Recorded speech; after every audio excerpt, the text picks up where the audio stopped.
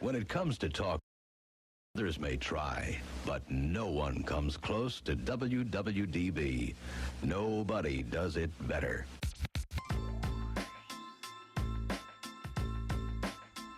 Good afternoon, greater Philadelphia area. This is Toole Time, real estate radio on WWDB 860 AM. I'm Tom Toole. She's Sarah Time, and she's Stacy Mitchell. We have Nick Wolf behind the camera. We all work at the Tom Toole Sales Group at RE/MAX Main Line, the number one RE/MAX team in Pennsylvania since 2018. And we're going to be going over some interesting stuff today. We got some more NAR drama, and there's actually a debate coming up, too, I want to talk about between Michael Ketchmark and another real estate leader. We've got home insurance shocks going through the housing market because of fire, wind, and flood risk. And we're also going to be talking about the things realtors need to have with them so they are able to go do business and be in the arena, which I think is something that's very undervalued in today's climate. So if you get some value out of any of these topics, make sure you hit subscribe on our YouTube channel.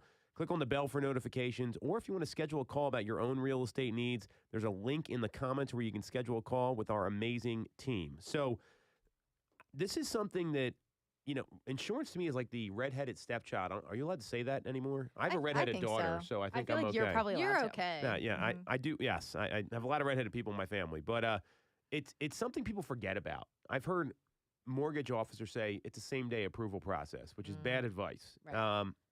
And now, thanks to Lance Lambert, who I've had the pleasure to talk with a couple times, he put together an article on the Resi Club. It's ResiClubAnalytics.com. It's probably the most insightful housing website that's out there because it's all about housing. Like you go to some of these other sites and they tell you about like financial models and all this stuff. This is just housing, which I appreciate, and agents should too. So it's a must follow for me. We're a paid subscriber there, and there's 3 specific types of homeowners insurance shocks that are coming. One affects Pennsylvania a little more than others, but there's a lot of folks, and there's some maps here. I'll have Nick put these up on the post-op, that there's an insurance correction happening around the country right now due to fire risk, due to wind risk, and due to flood risk. And around here we see flood probably the most out of the 3. Do people really factor in their insurance when they're buying houses? Like, I mean, you guys are on this all the time. A lot of buyers, and when we actually give them a free quote, we give them a free clue report to all our clients. Most people just ignore this stuff, is what I found. And now rates are getting jacked up, and there's a lot of things happening in the insurance industry. So what's your take on this? Yeah, I mean, it's definitely something that you want to factor in. I mean, I know when we do our cost sheets for if you're on like, you know, your buyer estimates, I usually try to I intentionally try to inflate them a little bit just so that, you know, you'd rather have that number come down than go up. But definitely, like, as soon as you get under contract, you want to start getting on that because you don't know if you are going to have an issue or something's going to come up, or you do need to really like shop around or piece some things together. Yeah, I agree. If it's someone who has already owned a home or currently owns a home and they're going into their next home, it's probably a little bit easier process and they know this is something that they have to inquire about. Mm-hmm. But if it's a first-time home buyer who doesn't have a clue about homeowners insurance, now maybe if they're renting, they hopefully have renter's insurance, but you really need to address that because that is part of their monthly payment because the lender is going to factor that into their escrow. Yeah. Because that's included. The lender's not going to let you go uninsured. And if you were to go uninsured, they're going to apply a policy to you, and it's going to be outrageously expensive. So I think to bring it up sooner than later, especially I think in the buyer consult, that's how important it is, especially since we've been hearing so many things in the news about how the insurance is higher now. There's other risk factors like flood insurance. Is this property in a flood zone? Do I need an extra policy, which is going to really increase your costs annually? And I'm hearing that there are insurance companies that prior to your renewal, they'll send a drone out over your home and take pictures of your roof and send you letters of either potential termination if you don't address your what looks to be like a failing roof, right? Or if the roof's okay, then they'll renew. But typically, it is at a higher cost. So it's Yeah. there's a lot of things going on in the land of insurance. So it's something to be aware of and to make our clients aware of too. Right. And I mean, there's like unforeseen things that will pop up. I mean, I recently had a client who we closed on his new house last month. He was renting and there was a fire in his, like, it didn't start in his apartment. It was like the one below or adjacent. It did carry into his. There was a fire damage. Again, nothing, and he had renter's insurance and all of that. But then getting insured on like the homeownership side, like that came up, and that was something that took a little bit for them to like work through and get like the different documentation showing that, because it didn't happen that long ago, so it wasn't like a closed case, if you will. Right. So if you had past claims on your policy, that is definitely, whether it's your fault or not, Right. it's definitely going to come into play for any new policies. I had a similar situation about that. We had an arson on one of our rental properties, and it stuck with us for 5 years. Yeah. So our insurance policies were so inflated, even though we were victims of an arson. Right. You know what I mean? It's Yeah. like, well, this wasn't even our fault. And they're Right. like, well, yeah, sorry. Yeah. Sorry. That's Pay going to up. be on. Yeah, pay up, sister. It's going to be on your record for 5 years. Yeah. So yeah, it's definitely something to be aware of. Sure. To give some perspective here, and we're most I'm trying to think of the word here. The flood is the biggest risk Susceptible? here. Yeah, susceptible. There you go. Thank you, Sarah. Good. You can tell me doing this for a while. So the most susceptible to flood risk here. There's a lot of like underground streams and things that run along the greater Philadelphia area that people don't realize. In terms of fire, there's 3,075 U.S. counties that were analyzed. 46 counties had least at 50% of the local housing properties identified as risk of insurance correction for fire. So that's a decent amount, and it's typically places like California, Arizona, Nevada, but then also in the Pacific Northwest, Texas, a couple places in Florida. Interesting that they didn't highlight Hawaii on there. Well, Maybe it's too new. you know, they don't have anything in Hawaii or Alaska, so I don't know if they were analyzed. That's Yeah. on all these maps here.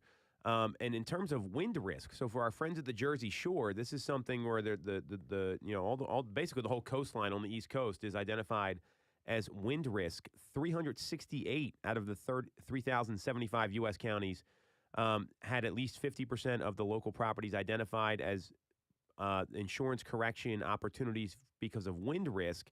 And for flood, this is the interesting one because flood, they redid the flood maps a couple years ago. And like Downingtown specifically, there's like an area of Downingtown that's in a flood zone. There's parts of Wynwood that are in flood zones, parts of Wayne that are in flood zones. And all of a sudden, these properties that never had flood insurance, they had flood insurance. So if you're a real estate agent right now, I don't care where you are, you're doing your clients a disservice if you're not talking about the insurance process up front. This needs to be, hey, this is a component of your payment. It's going to be part of something you pay for the next 30 years. And I'd be giving them referrals to people that aren't a big box company. Those are like the worst places you can go. It's kind of like a mortgage. Like you don't want to go to Geico or State Farm. I would rather them go to a broker or someone local that can say, hey, here's 5 different quotes. Or I'm going to shop this around for you. Kevin Hamill with Alliances Insurance has been on the show a number of times, and he actually connected Sarah and I in the first place. And he's notoriously saved people lots of money just by reviewing their policies with them. And so many home buyers, they just mail it in. Oh, I got car insurance with these people. Yeah. Oh, they do my whatever insurance. I'm going to go with them instead of actually shopping it around and trying to bundle. And it's a mistake that consumers are making right now. And in an era where affordability is a challenge, this is a part of your payment. Yeah. I don't care what anyone says. So it's something that really needs to be addressed, and agents could do a much better job, especially at the initial meeting, like you talked about, to really understand this a little better. When Kevin's also a great resource for, let's say I'm out showing a property to somebody and it is in like a flood zone or it's kind of like unclear, I can just like shoot him an email, send him a text and be like, hey, like just ballpark me here. And he gets back very quickly with like, it'll probably be about this much, so that you know going in, even before you write your offer and stuff, if that's something you need to factor in. And you hear flood insurance, and I think in some cases think like, oh, no way, like that's going to be a deal breaker. In some cases, it's not that bad. You just have to Right. you just have to know. You have to check. Right. He also has the ability to get private flood insurance, which a Mhm. lot of people don't know is a thing. And this has helped me sell properties because most agents aren't informed in this, and it's a challenge for buyers because you've got to get insurance to get your loan approved. That's an underwriting requirement. Period. There's no question about it.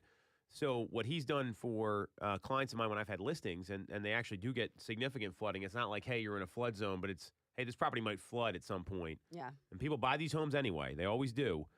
He will give a quote, and it's typically like 27 to 32% less than what the FEMA flood insurance quote would be. So there's options out there.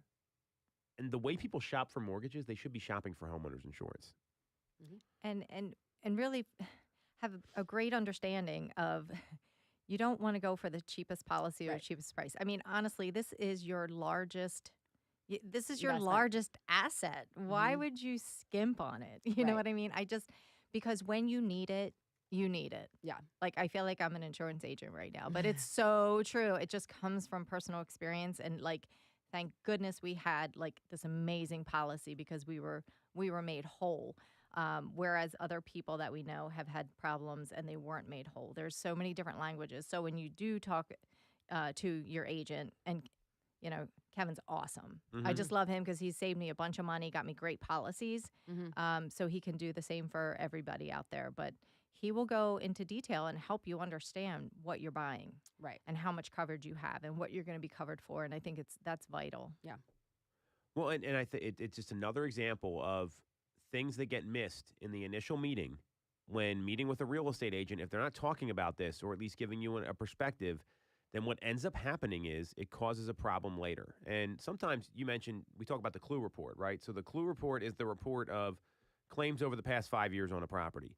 Well, if there's a claim on a property you're buying, even though it wasn't yours, so you got pinged for arson, like Mhm. maybe the criminal should be paying your insurance, not the Right. person that actually. They're in prison. Well, good. They caught him. Yeah, they did. Okay, good. All right. Yeah. So then, so that guy's getting that guy or woman is getting what they deserve. But Yes. the point is, these things that aren't your fault Right. will impact your payment. And if you don't know that, and there's a surprise at the table, and like your other house is sold, you're already moved out. I mean, there's a lot of things that go, and so many people wait until literally the last day to get insurance. I've seen this Mhm. happen all the Yep. time when I'm on the seller side, and it's hey, you should be doing this like the first like week because Mhm. if you don't like it, that's when you can maybe get out of the transaction based on the contingencies, not a day before settlement. Right. 100%. So that's what we got with insurance. The other thing I want to cover here is what's going on in the market because we're always looking at like economic trends and how things are happening. And there was an interesting article that just dropped on Housing Wire. I want to get your take on this. It was from Logan Motoshami, and what he was talking about is that he feels fewer homes are going to be making price adjustments in the spring than what we've seen the past 6 months. This to me is a loaded headline. I don't like it for a lot of reasons. He's talking about percentages, and here's the numbers for the first week of the year. So in 2022, the first week of the year was 22.6% of listings had a price adjustment. The second in 2023, the first week of the year, 36.5% of all listings had a price adjustment, and in 2024, it was 32.8%. So it's down a little bit from last year. What do you see about the health of the market? Because price adjustments to me are more about strategy from sellers, what demand is like. What do you, Well, what- and like the or like the normal, outside of, if certain things going on in the market, it's usually what 33 to 36% would. I get. I don't know the nationally. answer. Yeah, I don't Yeah. know the answer for that for sure. If I did, I would tell you. I find that this is just it's really misleading for a lot of people. I don't like this headline at all. Wait, what was the headline again? Fewer homes will take a price cut in the spring. Yeah. Well, first of all, when we still have clients asking about they're going to wait for the prices to drop, right? And it could be because they see headlines like Like this. this that allude to like price drops or there was a bunch of price drops in the past. But I mean, we do see price adjustments, Mhm. but it's typically because the house was aggressively priced in the beginning. Right.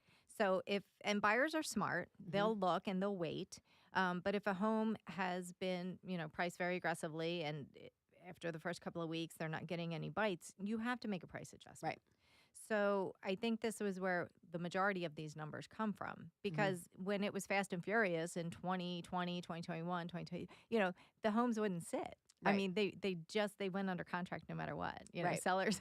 So when sellers are like, yeah, I'm going to list it for XYZ, Right. and we know it's 75 grand too high, Yeah. but that's exactly what the seller wants to do. Right. And we test the waters and we have to make a price adjustment, then that's thrown into the category when we knew from the very beginning it was overpriced. Right. Right. So I think that my experience already this year is that there's homes that are going to be multiple offer situations where we were just in one. There was 8 offers. Yeah. It could have gone even more, but she cut everything short. Mm-hmm. So because of the interest rate drop, buyers are coming back in, which is going to increase the competition. Right.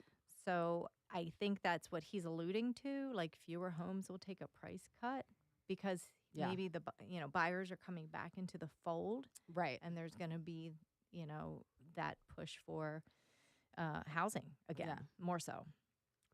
I tend to agree with you because pricing is so subjective. You have some sellers, they price their homes wildly and correctly. Some agents recommend pricing low to get high. I don't think that's a great strategy either. So this headline's not great. What I do agree with Stacy, and I think you're on point, and maybe, I don't know if he wrote the headline, right? I mean, this might be Housing Wire doing it, but this is a bad headline. Fewer homes will take a price cut. You don't know how many homes are going to take a price cut. There's some homes that are great houses, and they're just priced high, and they're sitting there. So when you look at these percentages, and here's his explanation. If you continue the current seasonal trend, we're going to surpass the price cut percentage lows of 2023 by the spring. This is why, following the housing market tracker that he put together, and you're looking at mortgage rates, the 10-year purchase application data, it's going to be very critical. That way you're not waiting for stale sales data, which I do agree with. But if you look at when we saw a lot of price increases happen, the most price decreases, the most we've seen since 2019 was the second half of this year, because rates were at 8%, and that slowed the market down. Now you're seeing a number that's in line with where we saw towards the beginning of last year, maybe a little higher, but with rates coming into the 6, we're not going to see 3 or 4. We're going to see more buyers come to the market for sure. And rates were lower last January. They were in the 5.99 range, not 6 1/4, 6 3/8. So I don't know that you can take that with the way it's being said. And this really demonstrates why it's important to get the local data here, because this is a national number. You've got markets like Austin, San Antonio, places in Florida where they're seeing prices actually go down. We're not seeing that here in the greater Philadelphia area. So when I look at this and I see that piece of data being put out there, I get a little nervous how that's going to be interpreted by home buyers when, like you're saying, you're seeing 3, 4, 5, 8 offers, however many. It's just a dangerous place to be in, and that really demonstrates the importance of having a financial planning meeting. We talked about this yesterday. Before you go out and look at homes, what payment do I need? How much cash do I need to show up with? Forget the rate. What's the monthly payment? These are the numbers that buyers should be looking at, and the sellers that want to go out and buy something, because if you don't have a strategy, then that's where you can get lost in, I saw this on this website, and I saw this other headline here. And any agent that doesn't guide their people with the right data, I mean, it might be time for them just to get out of the business entirely or do something else. Right. Which we're going to see that happen this year. Yeah. Hold that thought until the next segment here. So we're going to take a quick break. We're going to come back. The NAR president has resigned. This is the second one we've seen in the last 12 months. We've got a debate coming up with a couple people, with Michael Ketchmark from the Sitzer Burnett lawsuit and a real estate team leader. And we also have seen a lot of people get out of the business just over the past month. We're going to talk about all what's happening next in the real estate industry on Toole Time, Real Estate Radio on WWDB 860 AM.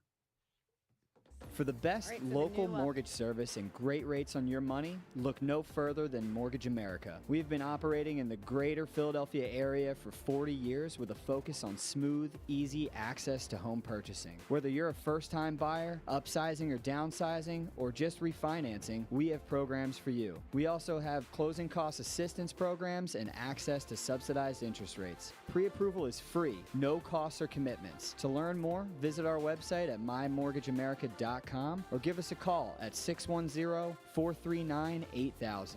We always have a person available to take your call with around-the-clock human service. Purchase your home with the personalized, local service you find at Mortgage America. Mortgage America is an equal housing lender. NMLS 128501. I'm Tom Toole of the Tom Toole Sales Group at RE/MAX Main Line. If you're thinking of becoming a real estate agent in the greater Philly area, I have a special offer for you.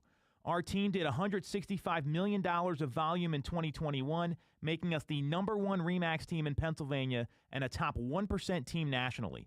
Our agents love us because we offer them a successful career, a great life, and an unbeatable culture. Agents who've been with us for at least a year average 30-plus sales. Even our brand new agents average 17 to 24 sales a year.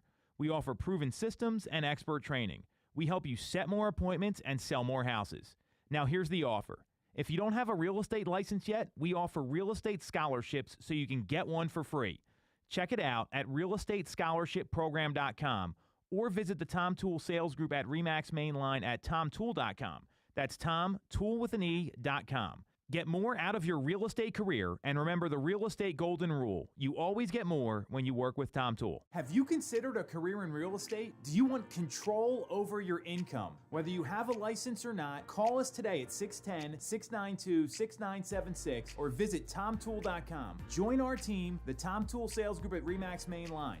When you're getting a mortgage, you shouldn't have to sacrifice great service just to get a great rate. At Mortgage America, we've been lending with this philosophy for over 35 years. We have access to great low rates without the complications and delays of big or online banks. We're a local Pennsylvania lender with loan officers that you can actually meet. As PHFA's #1 lender, we specialize in all residential mortgage programs, including first-time buyer programs and low down payment options. For your free pre-approval, call us at 610-439-8000 or apply online at mymortgageamerica.com. Mortgage America is equal housing lender. NMLS 128501. Welcome back to Toole Time Real Estate Radio on WWDB 860 AM. I'm Tom Toole. She's Stacy Mitchell. She's Sarah Timon. We've got Nick Wolf behind the camera, and we all work at the Tom Toole Sales Group at RE/MAX Main Line, the #1 RE/MAX team in Pennsylvania since 2018. And we've got a plethora of real estate topics to cover here in this next segment. The NAR president, Tracy Casper, has resigned. We'll get to that momentarily. We've seen the first annual decline in realtor membership at NAR since 2012. That was not a great time to be selling real estate, although we did pretty well. And then we also have a commission lawsuit debate coming up. I want to get to all this stuff here. Very fascinating. First, let's start with NAR president, Tracy Casper. So this happened yesterday, and it was announced that Tracy Casper, who was, I guess, the interim president, she cited a recent threat as a reason for stepping down, and President-elect Kevin Sears is stepping into the role effective immediately. This is the second NAR resignation for the president in the past year. This is the multiple resignations from people at NAR, in line with CEO Bob Goldberg and President Kenny Parcell, or whatever his name is. I have a lot of things to call him that I can't say on the air. And here's her statement. As president and longtime member of NAR, I always have put the interests of NAR first. As a result of the recent threat and given the significance of this moment for myself, my family, and the organization, it is again time for me to put the interests of NAR first. So it is with a mix of gratitude and a heavy heart that I submit my resignation as your president effective immediately. In doing so, it gives our leadership team the ability to take the reins and forge forward in affecting the change that we all have worked so hard over the past few months to begin. I know I leave our members, our staff, and our association in good hands. Here's what happened. She received a threat to reveal a personal, non-financial matter from the past. And at first, she refused and reported the threat to law enforcement, but ultimately she felt it was best for the organization to step down. The leadership team at NAR expressed a deep concern over any attempt to undermine the governance of the organization. In response to the situation, steps are being taken to protect the integrity of NAR. What do you two think? I guess we don't know who sent the threat. I wish we did. I want to know everything. Yeah. Do you think we'll ever find out? Non-financial matter. Personal, non-financial matter? Well, I mean, first of all, do we believe anything that comes out? I don't. Right. Well, I guess, it must have been something that she was embarrassed enough about, or like that you would organization step is just needs to be like totally yeah. cleansed. Like everybody just needs to go, and they have just all new people come in. Yeah. if they want a shot Right. of actually surviving. Yeah. They're so discredited at this point. It's a shame. Could it be going any worse for NAR right now? I mean, this is like a joke, and unfortunately, we're forced to be members of this organization because we need MLS access. Otherwise, we're not serving our clients, which I know is a big reason why the three of us are sitting here, and that's what one of our core values at our team. I mean, non-financial personal matter. I'll let everyone put there could be a number of different things that happened. It can't be good, right? Yeah. I mean, and this is. After going through what happened with Kenny Parcell, after he was alleged detailed sexual harassment allegations, and then Bob Goldberg, who allegedly put up with it all and allowed it to happen. Now you have this happen. It's like, what are these guys doing? And what are these people doing? I don't understand how you think you're going to get away with stuff in 2024 now. There's cameras everywhere, emails, text messages, right? You can't do anything unless you want to get caught. Right. Like, Right. don't do anything you don't want to get caught for. That's the advice I have for people. Yeah. It's really disappointing. And they put her in here as the interim president. I mean, don't they do background checks on these people? Right. I think they were just pulling somebody from within, Mhm. and not knowing how corrupt and deep it goes, or just hoping that nobody would find out. But obviously, there's all kinds of internal problems there. Right. All kinds of internal problems. Well, I mean, I guess The power who struggle. knows if NAR was aware of that at the time that they put her in that position, like whatever it is. Like this could have been, Who appointed her? I think NAR. Let's But who of Oh, NAR? who in NAR? I don't know. Yeah, see, it's like a whole cesspool there Right. now. I mean, they're all interconnected. Everybody in leadership knows the leadership, right? Yeah. And it just seems like it's just so corrupt at this point. Right. Although, It's- like, what's interesting here too, though, which I don't know how, like, what to think about this. If the threat is that she needs to, like, announce whatever this is that they want her to announce, I guess it's not like it was like a ransom note. Like, oh, now you're like successful. Not a ransom note, but like a blackmail. Doesn't sound like Like blackmail? right. Like to well- get. Well, this is like, definitely blackmail. Yeah. But I guess, but just blackmail for her to reveal it, not blackmail for money. Or just like if you continue in your post, hey, this is what's going to come out. Yeah. Because she said it was a personal but not, financial matter. Interesting. So, I mean, I look at this and there was blackmail is obviously she did something bad enough that she doesn't want to talk about it. Right. Right. She does not want it to come out. Yeah. Rather give up the position than have it come out. I'm out of here. Bye. Yeah. Yep. And, to me, it's another example of the good old boys club, or in this case, the good old women's club, or whatever you're going to call it. And it's really disappointing. And the problem is, too, who wants this job, right? I mean, like as a real estate agent, you know what I'm going to go do? I'm going to go help people buy and sell real estate. That's my job. That's my focus. I'm here to serve the clients. And, people, it's kind of like being president of the U.S. It sounds like a horrible Oh my job. God, I would Right. never want that job. Never. But it's always someone that has there's different aspirations there. I mean, being a politician looks miserable to me. You're working. You think real estate agents work all the time? Right. Those people literally work all the time. Like they're out all day long. They get home 9, 10 o'clock at night, and then they're doing the same thing all over again. I don't get it, and it takes a certain kind of person there, and it's just really disappointing that they. I mean, I'm just waiting for the next one. Like what this guy Kevin Sears do? I'm kidding, Kevin. I don't know you. I know you're from Massachusetts, but like imagine like. What else is going to happen here? Right. NAR could not. I've never seen a trade organization fall apart like this before, and it's unfortunate because we're part of it because of the job that we do. Although I don't know that, I mean, it's just really unfortunate. Wait, do Yeah. we know when the threat came in? There's not a lot of details around that. So I mean, hopefully they had enough time to properly vet the. well, he was the next. president-elect, so he already was. Oh, They he was always have already a lined president-elect lined up the year before, and then they shadow him for a year. Is kind of the idea. That's how they're Gotcha. set up. So, just another black eye for NAR. We're never going to find out what she did. Maybe we will. Who knows? Let's move on to the next story here. I mean, we could just complain about this all day. So, in light of that, here's another bad move by NAR. So there's a Housing Wire debate. So Housing Wire, one of my go-to news websites here. They work with Real Trends as well. On January 26th, so it's next Friday is the date. They're having a virtual debate between Michael Ketchmark, the plaintiff's attorney for the Sitzer-Burnett commission lawsuit, and Anthony Lamacchia, CEO of Lamacchia Realty, and an outspoken advocate for realtors to discuss the trial. I'm just, why isn't NAR spearheading this? How did Lamacchia get this? Couldn't they have picked anybody better?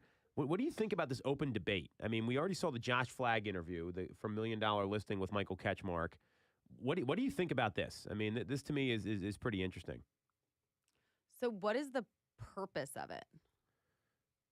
The purpose of the debate is Well, just to like go over the case. Debate the pros and cons, with the hopes of. I don't think it's anything more than. I mean, this is a PR move, right? Okay. I mean, it's going to be Trying moderated. to change minds or hearts or something. Or I didn't know if because all of these copycat cases are coming up, if it's to try to slow that down, or I don't know. I don't know. The idea, I mean, it's to provide a forum where these two can go talk about the value of a buyer broker and the future of real estate commissions. Okay. I gotcha. So it's really to show in a good light what the value is. Oh, okay. So it's not 1 for, 1 against. Oh, no, it's definitely 1 for, 1 against. Michael Right. Ketchmark is heavily against. Okay, right. Because Yeah. he was the attorney that represented in the Sitzler-Burnett case, right? So, like, what value could come out of it? I don't know. I'd be curious to see it, though, honestly. I like the idea of this, and I'm a little more plugged in probably than you two are. I've seen Anthony Lamacchia talk about these things before, and he's published some videos. He's got a couple. He's got a following on social, like a lot of real estate agents do. Myself included. There was one video in particular. I watched it over the weekend, and he basically said, like, "Hey, come sue me." Like that was the message I got. Is like, "Hey, I'll defend this. I'm willing to go for it." I don't know that I'd want to be the one out there debating this with the attorney because one, you're putting a target on yourself. I don't think that's a smart move as a business owner in general. I mean, I like just to do what we do Right. best, which is help people buy and sell real estate, right? And I that's always the main thing for our team. And I think you guys know that well enough about our organization, and you're a big part of that, the both of you and Nick. I mean, that's all we focus on. So I don't know that I want to be the one doing this. However, there's got to be somebody better that can represent. I mean, this is what NAR should have been doing. Like, this is my point. Like, there's no leadership there, and they're relying on a team leader who runs a team brokerage to do all this stuff. And I think that's the gap between NAR and what we're seeing with Anthony Lamacchia or somebody else. Say whatever you want about the person. His company sells a lot of real estate. I mean, that's really what it is. Do you think that he will put on a good debate? Like, do you think we'll be able to go head-to-head with Ketchler? I don't know him personally. I know who he is, and I would imagine it's going to be pretty strong if it's moderated properly. Like CNN interview with Josh Flagg kept getting interrupted the whole time. We watched, and it was like they just let Michael, and it was only like 5 minutes, so it wasn't like a debate. Is actually a better format for this, in my view, where there's some moderation there. He's going to do a better job than NAR did. I mean, that's for sure. I mean, they already lost the case. I mean, it's so. I like that it's an industry leader. I just would have loved someone that maybe is, I mean, there could have been a lot of different people that would have done this, or maybe the CEOs of the companies debate him, or something like that. Now they're involved in a lawsuit, so I don't know if that's viable. Like, I mean, Lamacchia and his companies, they're not named in any of this stuff, so I mean, obviously that has something to do with it. Who do you think is going to win the debate? I don't know. I mean, lawyers are lawyers, and they know their stuff. And if they're good, He seems pretty good. yeah. And they know how to put on a show. Yeah. And they're very good at communicating. Then he could wipe up the floor. Right. He's not going to. Anthony Lamacchia will not get the floor wiped. I can tell you right Okay. now. I don't. I mean, I'm not saying he's the best. I don't know him. I know who he is. I think he's going to do a better job than Josh Flagg did because he's going to be more prepared. I think Josh went on that interview and just kind of loosey-goosey. Yeah, and Josh Flagg is a very successful agent, and it's also when you're dealing in the luxury market of Los Angeles, I think it's a much different conversation than when you're talking about the homes that we sell, for example. I was joking around with people I know out there. We would be on the TV show $250,000 Listing because we sell lots of those, and and I think that's his argument. This is for the everyman, right? The average person. So I bet Anthony Lamacchia is going to be a lot more prepared. I'd be attacking Michael Ketchmark on exactly how he gets paid because it's basically the same thing. I mean, there's a strategy here to win. I think this could help, and maybe it helps the loss. I don't think he's going to get the floor wiped to them. I think it's going to be actually a little more of a formidable debate. I'll be tuning in for sure. Yeah. I'm definitely going to be watching. I mean, it says here that for Ketchmark, when he first gained national attention in 2002, when he won a $2.2 billion verdict against a pharmacist in Kansas City who diluted the chemotherapy drugs given to thousands of patients to maximize profit. I mean, that is horrendous. That's something to that. So, and there was another one for wrongful death and something with an emergency room doctor, stuff that I feel like you could really get people behind because that's so awful, what was being done. Whereas I don't know if you would be able to pool those same and I'm sure he's a phenomenal attorney, but I don't know that there's the same heartstrings there that you can pool as in some of maybe his previous cases. I mean, there's always people that feel like they get screwed in a real estate transaction no matter what happens, and a lot of it's because the agents don't properly explain things. So I think but it's not they're getting screwed. It just wasn't laid out properly in front. I mean, we deal with standard contracts. It's not anything. And I can't tell you how many people that they would not have bought a house if it wasn't for working with Stacy or with you. I think of a couple clients we've talked about with both you guys. That they wouldn't have gotten there had they not had the right advice. And I think that's what's being missed here. And the job of a personal injury attorney, I mean, when they smell blood in the water, they kind of go after it. Let's call it what it is. And I mean, Lance Lambert said that on the Knowledge Brokers podcast. He actually asked us this question. I was all about Lance, and then he's like, I got a question for you guys. And I'm like, oh boy. And he said usually that, when they smell blood in the water, they kind of go after it and they go to get paid. And I think that's probably what's happening here more than anything else, as evidenced by the copycat lawsuits that we're seeing. Yeah. Right. Yes, they all jumped on board. That's and for what sure. the national reach out for has anybody sold a house, bought or sold a been involved in a real estate transaction these years? Contact us. Right, the commercials at 11:30 at night. It's like Better Call Saul if you ever watch that show. So, all right, so we got one more piece of news here. I'm going to be tuning into this debate. I think it's smart to do it, and unfortunately, we're not seeing a lot of real estate leaders talk about this. I mean, we talk about it all the time. I can't tell you how many people have reached out to me because we're running a training around here's what to do in the era of the commission lawsuit. And people are like, I haven't heard anything from my broker or my team leader about this. If that's happening to you, shoot me a DM or something. I can get you tuned into our training that we're running next Wednesday. It's going to be really, really helpful. So you can go sell houses in spite of this commission lawsuit because we're certainly doing it. And it's coming up a lot, by the way. You had to come up. You've had to come up. I had the first phone call I made the day after the ruling on November 1st. I had to come up. So, I mean, it's very real. It's a surprise that some of these brokers are not addressing this. This is major. We've been talking about it from, even before they went. You've been tracking this for ever Years. since it came. Yeah. Yes, thank you. Right. I have nothing else to do, Sarah. I sit in my office and read about real estate all day long. No, but I feel like we brought this up. I feel like our first show, when we recorded it, we and were we're very nervous. Yeah. speculating about what could happen. It's been going on a while. So I'm just grateful that we are in the know because we have people like you, Tom, that keep us in the know and that want to have the positive reputation and really care about what's going on out there. Thank goodness. Well, that means a lot, and it's also because we have great people we're working with that all actually really care about their clients, too. And we can't do this without everyone here. Enough love fest here, Stacey. We got other stuff to talk about, but thank you. That does mean a lot, probably more than you know.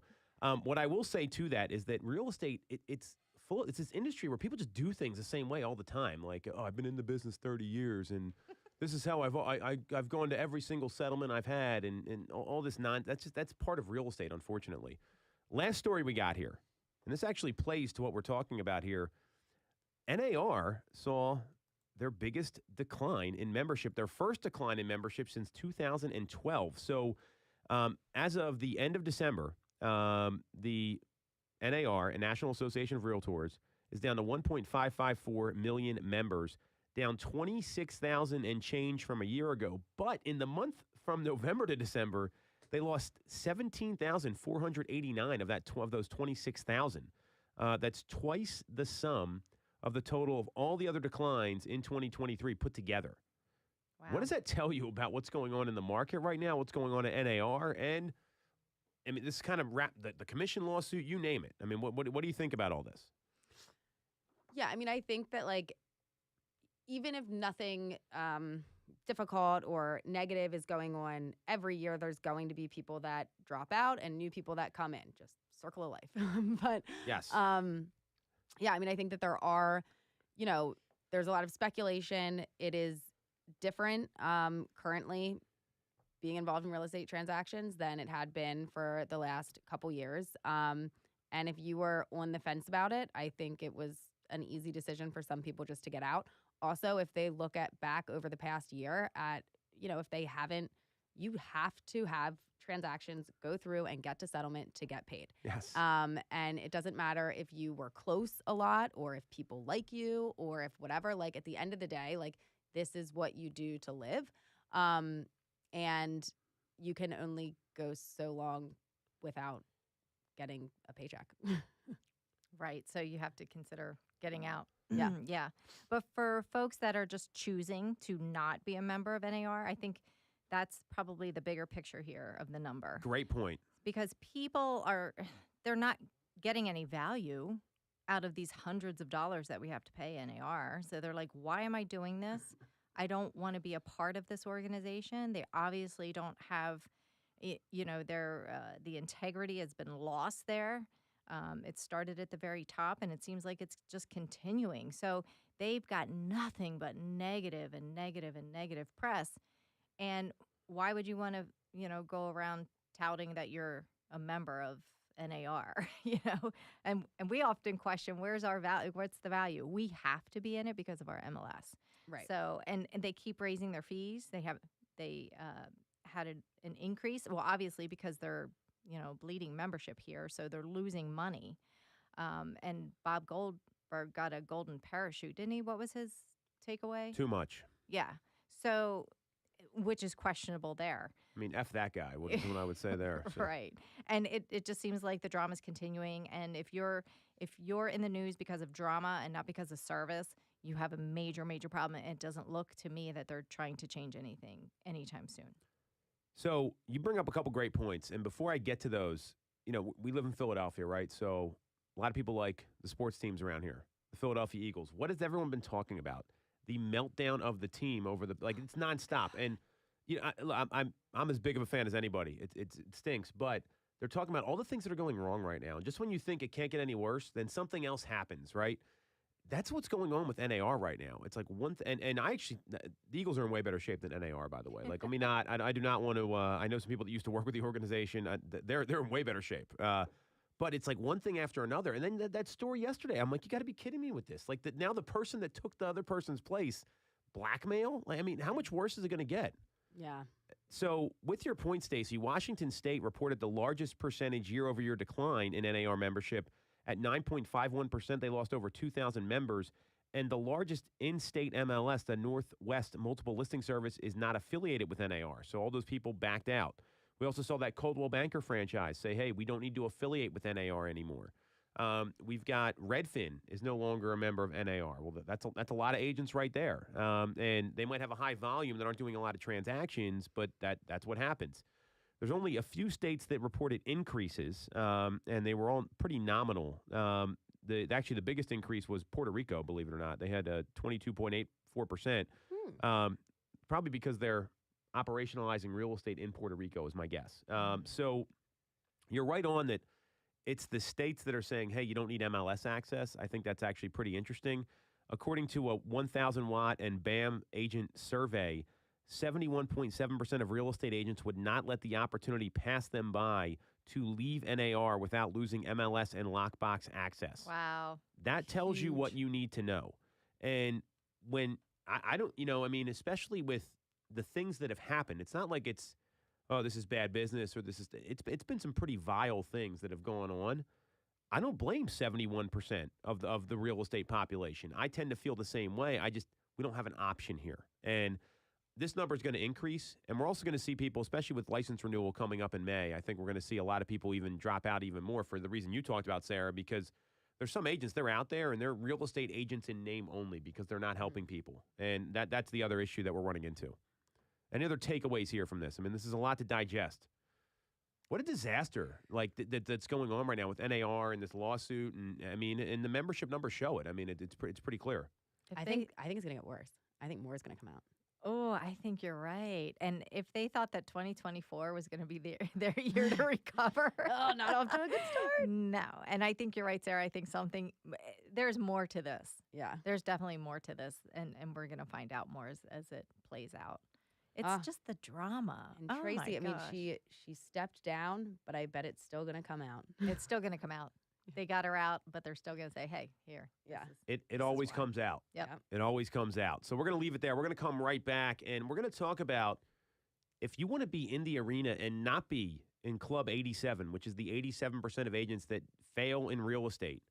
There's some things you need to prep for because proper preparation prevents poor performance. We're going to come right back, talk about that, how to be ready for appointments at any time on Toole Time Real Estate Radio on WWDB 860 AM. When you're getting a mortgage, you shouldn't have to sacrifice great service just to get a great rate. At Mortgage America, we've been lending with this philosophy for over 35 years. We have access to great low rates without the complications and delays of big or online banks. We're a local Pennsylvania lender with loan officers that you can actually meet. As PHFA's #1 lender, we specialize in all residential mortgage programs, including first-time buyer programs and low down payment options. For your free pre-approval, call us at 610-439-8000 or apply online at mymortgageamerica.com. Mortgage America's equal housing number, NMLS 12850.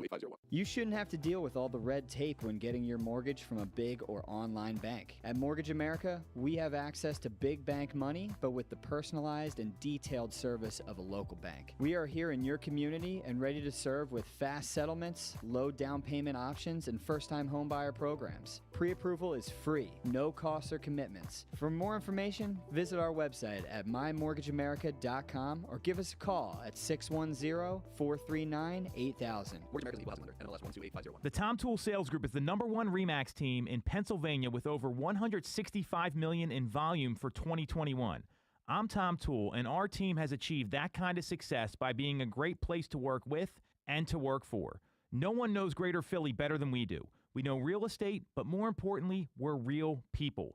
We hire the best agents, and we give them all the tools to succeed. Even our brand new agents sell 17 to 24 homes a year because our team delivers the best experience in real estate.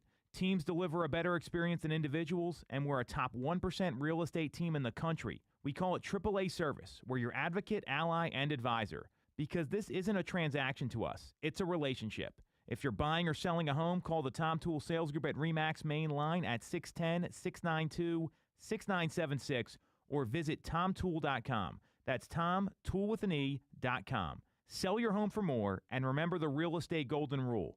You always get more when you work with Tom Toole. Have you considered a career in real estate? Do you want control over your income? Whether you have a license or not, call us today at 610-692-6976 or visit tomtoole.com. Join our team, the Tom Toole Sales Group at REMAX main line.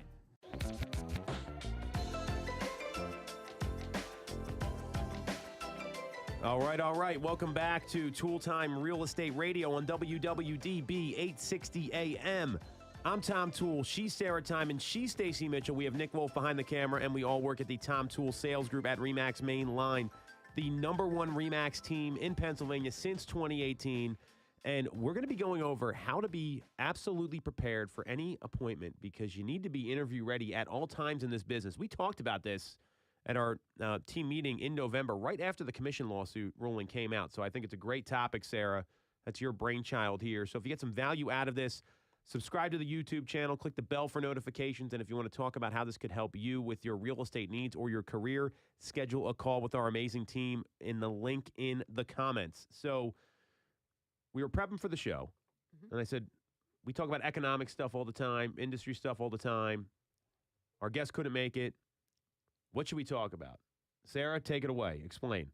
So I was thinking, like, in the day-to-day when you're out, and if you want to be able to, take that, a client calls and a property pops up and, you want to be able to fit that into your schedule, or somebody that you've been trying to get the listing for forever calls and is like, all right, I can do it in 20 minutes, like whatever, which is never ideal because like you want to always be able to be like properly prepped for, especially on the listing side. But, I think it's easy to, you have your day kind of ready and you're like, all right, I'm going to like this showing and that showing and this. Things that I would say are good to always have in your car are like boots, like for if a property gets added to your your showing schedule for the day that you're going to be out like walking the property in the mud, or like just having high heels on and going through certain places makes zero sense. So I guess having like extra footwear so you can kind of get through that. One other thing, this is kind of random, but maybe like a lighter. Now that we're getting into those like sometimes there's like frigid temperatures. Have you ever went to open a lockbox and it was frozen? Like the Yes. That's happened to me many times. I never even would have thought of that, Sarah. That's genius. yeah. So like it would have to be the right kind of lockbox. You don't want to just like go melting the plastic on anything. But sometimes those gears are just like it's hard to get them like started if you're the first one using it in a while and you've had some below freezing temperature days. That's a great idea. Like one of those you light the candles with. Yeah. Because the lighter, I would, they Right. your Yeah, fingers. that'd be quick. But Yeah, one that'd of be those. easier.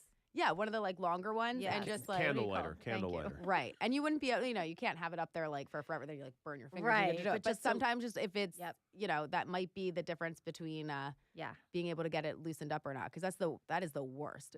Yeah. It's already freezing cold and you're trying to open a lockbox. All right. And you've driven there, Exactly. and you're going to look Yeah. at that. That's great. That's a great call, That Sarah. is a good one. I think WD-40 will Oh, that might work unfreeze. too.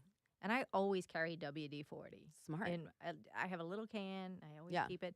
Because did you ever try to get a key into a lock and it gets stuck or you Yep. can't get it in because nobody ever lubricates their door Right. locks. So it's so many times I've pulled that little thing out and I've fixed locks for people, like so that the key flows in Oh, and out. that is smart. So if you get a nice smooth lock, it might have been because I WD'd the no. Oh, but I look, think yeah, I'll look and see if your get a- card's sitting in there because you already showed it. Like this Get a key went in little way too can. smooth. That's right. The MacGyver of real It's estate, like- Yeah. because Stacey Mitchell. Sometimes I'm afraid to break the key. Right. Can you imagine if you break the key off in the lock and then what are you going to say? Right. I broke your key off in the I'm lock. gonna put right now for later tonight. Get WD-40. Yep, keep a little can. Yeah. It's like a miracle thing, and not only that, it's good for like doors and everything, like hinges and things like that. Yeah. The other thing I would definitely on the boot thing, make sure you have like a rain jacket. Mm-hmm. Like I had one in my car today. Yeah. So thank God. Mm-hmm. But yeah, I always keep a rain jacket. The extra shoes is definitely, Mm-hmm. and a little hand towel. Yep. A measuring tape. Yes. That's a good one. That's you always have to have that, and a flashlight, some Yep. kind of light flashlight. Yeah. Now flashlights can also they have dual purpose. So if you get a big a heavy flashlight, Mm-hmm. you can feel secure with a heavy flashlight Yeah. if you're walking around. So Yeah. if you find yourself showing like empty homes or Mhm. shells that investors are gonna, I always take my flashlight with me. It's Yeah. a multi-purpose tool. Nice. Interesting. So I'm gonna approach this on the listing side. I think it's a little different. So one thing I'm a big believer in for both is keep your presentation packages with you, right? Like a buyer or a seller, because even if it's on the weekend, you want to have to drive to the office and then drive somewhere else, or maybe you have something going on. I think that's a mistake that you want to be interview ready. I say this all the time. You got to dress the part, right? So I have like 5 ties in my office. I keep 2 in my car.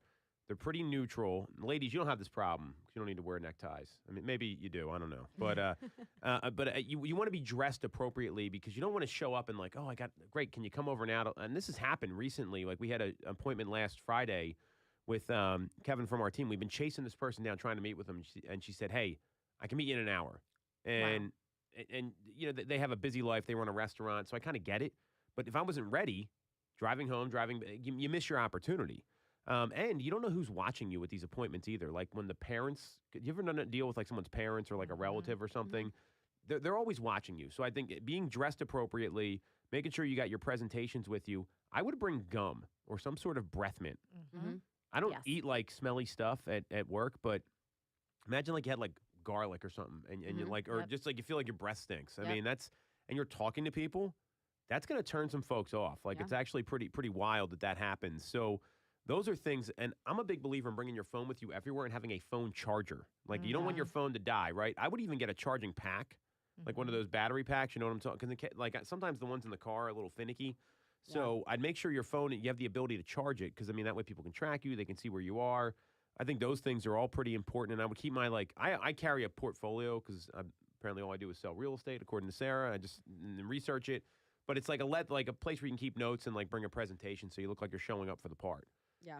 And for guys, I would Oh, also great. bring like an electric razor, because I mean I don't like Some people, they grow a beard in like 10 minutes. Like, and I'm not one of those people, clearly. But if you got a later appointment, you don't want to show up like you look like you were out all night or you got a 5 o'clock shadow. I think that's something that can be pretty effective as well. Yeah, they're all. I love those. They're all great points. I mean, the razor I don't need, but I love the consult books. Oh yes, Yeah. yep. I have a container in the back of the car that has all those. Has that, has booties, extra booties. You know, that it's kind of like my crash kit for real estate. Right. Do you guys Yeah. bring snacks in the car? Do you have any like Yes, power bars or always anything? have snacks and water. Yep. Because you never know. Yeah. You know, and this way it'll prevent you from eating like really disgusting stuff out there. Right. Right. That I agree with. All right, that's all we got for this week's episode. You want to follow Sarah? She's at Ty_Ty Time on Instagram. You can follow Stacy at the number 2 Mitchko. You can follow me at Tom Toole 3RD at Tom Toole 3rd, and we're streaming live every single week on YouTube. Just click on the button to subscribe, the bell for notifications. We're here every Tuesday at 3 o'clock on WWDB 860 AM.